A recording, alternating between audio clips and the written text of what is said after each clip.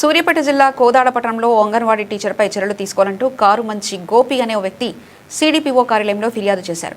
నకిలీ ధ్రువపత్రాలతో 29వ వార్డులో ఉద్యోగం పొందిన అంగన్వాడీ టీచర్ ఆదిలక్ష్మిపై చర్యలు తీసుకోవాలని, అలాగే అంగన్వాడీ టీచర్ నియామకంలో స్థానికంగా ఉన్న వారిని గుర్తించకుండా ఆంధ్రప్రదేశ్కు చెందిన భార్యాభర్తలిద్దరూ ఎలా అర్హులవుతారంటూ గోపి అనే వ్యక్తి ప్రశ్నించారు.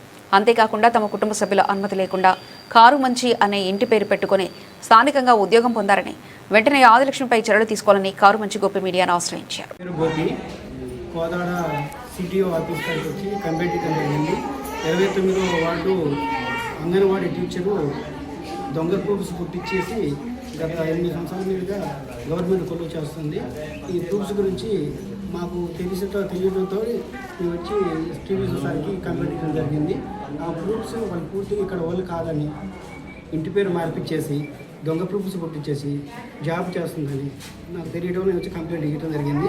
దీన్ని బట్టి గవర్నమెంట్ అధికారులు, కలెక్టర్ గారు పూర్తి స్థాయిలో ఎంక్వైరీ చేసి ఆ టీచర్ గారిని మీరు పూర్తి స్థాయిలో ఏమేమి ప్రూఫ్స్ అయితే పెట్టిందో ఆ ప్రూఫ్స్ ప్రకారం పూర్తి స్థాయిలో మీరు ఎంక్వైరీ చేయగలరని కలెక్టర్ గారిని కోరుకుంటున్నాను.